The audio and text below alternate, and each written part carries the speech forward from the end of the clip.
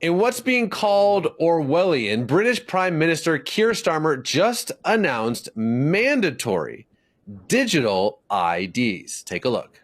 And that is why today I am announcing this government will make a new free of charge digital ID mandatory for the right to work by the end of this Parliament.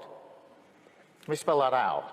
You will not be able to work in the United Kingdom if you do not have digital ID. It's as simple as that. British civil rights activist Emily Emanuel joins us now. So Emily, what was your reaction to Starmer's announcement? Well, really, truly, completely shocked, but also not surprised. Keir Starmer has been a terrible, terrible prime minister right from the beginning. And I've never seen actually the UK population in such uproar against a prime minister in the time that I can remember anyway. So I am not surprised that he's trying to pull something out the bag that will try and get him some popular votes, although it's probably going to be completely the opposite. And if you didn't see, or I don't know if you've touched on this already, but there was a march a couple of weeks ago that had over 1 million people come along to it, which was in protest of these things that he's implementing and the state of how the state of the UK is at the moment with illegal immigration, with just this high kind of control of government. And so there's almost like a revolution going on in the ground in the UK at the moment because people are just sick and tired of these policies that he's implementing. Well, you know, what's interesting is, obviously he made this announcement and he painted it in a way that this would help curb illegal immigration. But a lot of people online are saying, wait a second, you're saying these digital IDs where you won't be able to, buy or sell, sounds a lot like what we hear in Revelation 13 when it comes to the mark of the beast. People are wondering, is this like a precursor to that? So let me just read what the Bible actually says about that, and then you can draw the dots together if you think they fit. It also forced all people, great and small, rich and poor, free and slave, to receive a mark on their right hands or on their foreheads, so that they could not buy or sell unless they had the mark, which is the name of the beast or the number of its name. Then the next verse says, "This calls for wisdom." So it does seem like a precursor, right? You cannot work without said digital ID. Obviously, I will let you, my friend who's watching this, connect the dots if you think that they are there. Is Vietnam the testing ground for the new banking order?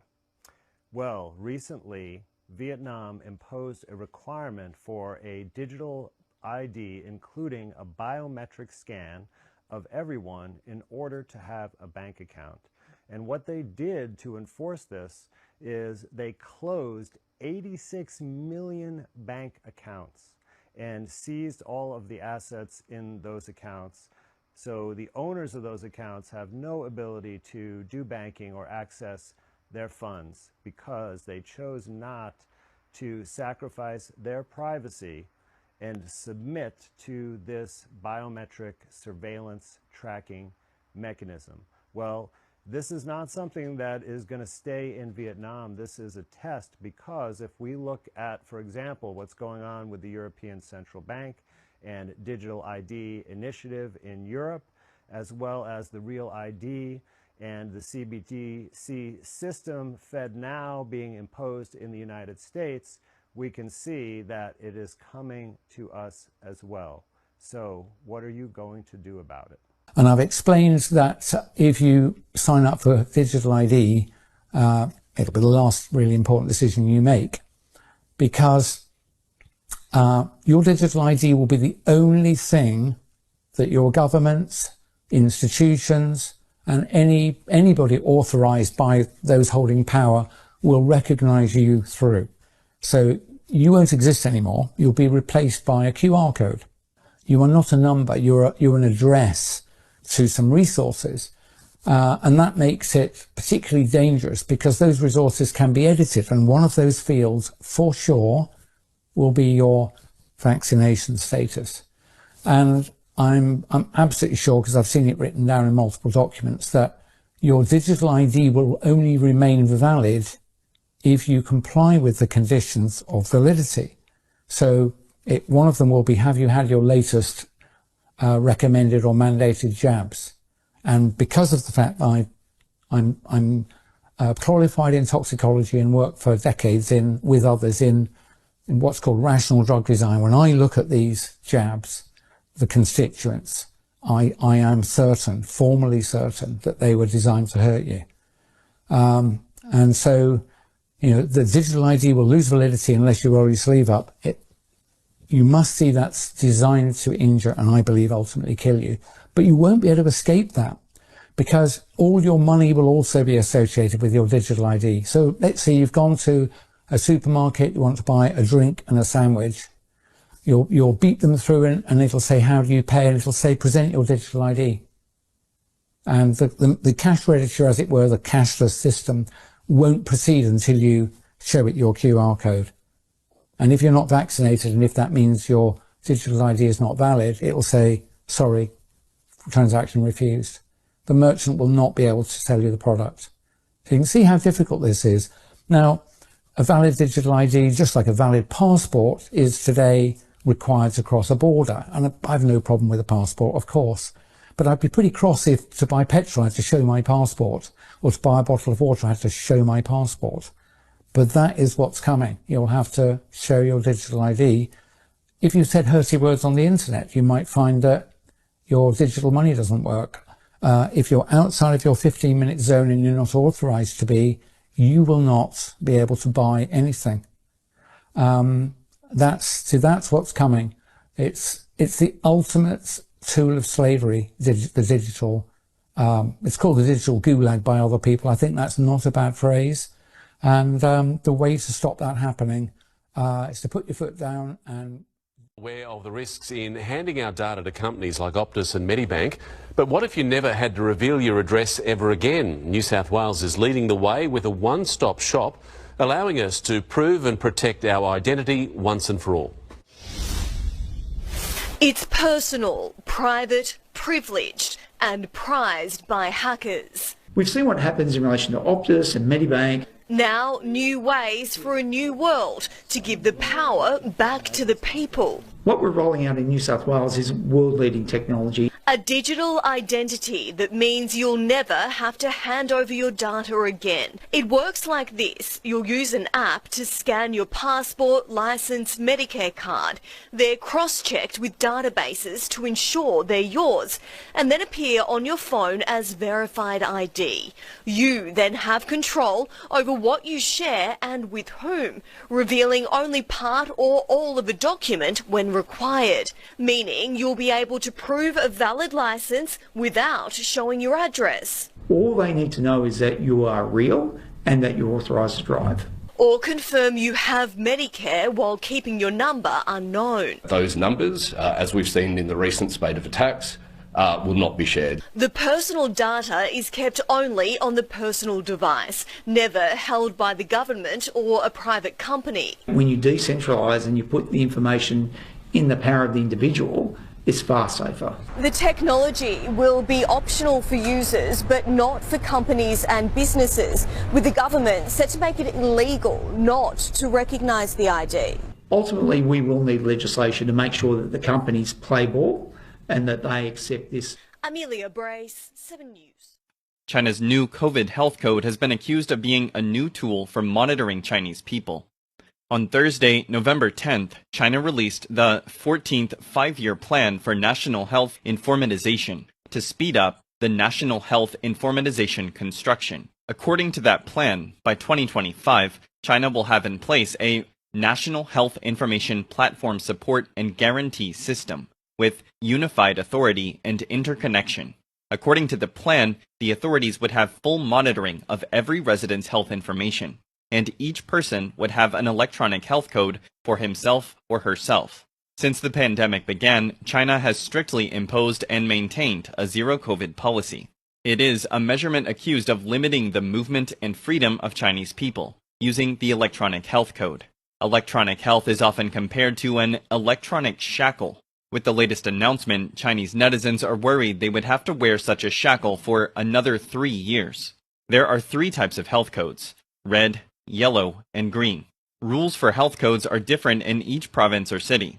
But Hangzhou City in Zhejiang province stated that red codes mean quarantine for 14 days, yellow codes mean quarantine for 7 days, and green codes mean no restriction. Some Chinese local governments use yellow or red codes to restrict people from traveling, or force them into quarantine. Some places use yellow codes on a large scale to force people to take nucleic acid tests. Some places use red codes to control dissidents or rights activists. According to some analysts, China's zero-COVID policy is not to curb the pandemic, but to tighten social control. This is one of the negative sides of the health code. One video shows a scene on the street of Wuhan City on Thursday, November 10th. A seriously ill person lying on the road was not allowed to enter the hospital, just because he had a yellow code. At Simprints, we aim to revolutionize the fight against poverty and disease with biometric ID technology to ensure that every vaccine, dollar, and public good reaches the people who need them most. Inspired by the struggles of frontline health workers in Bangladesh in 2015, we built biometric technology to connect digital IDs to health records.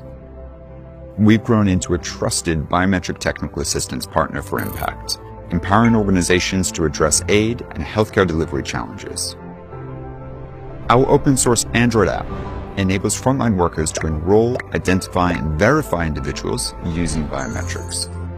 With support from Gavi, ARM, USAID, the Children's Investment Fund Foundation, and many others, we've reached over 3 million people in 17 countries, reducing fraud, empowering health workers, and ensuring critical services reach their intended recipients.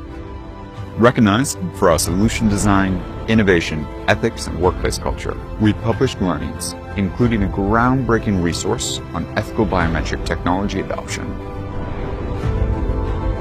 As we celebrate 10 years of impact, we're preparing to test and deploy AI deep learning models for life-saving vaccine delivery. By 2030, our goal is to help deliver essential services to 20 million people in Bangladesh, Ghana, Ethiopia, and beyond. Paying half price for the bus.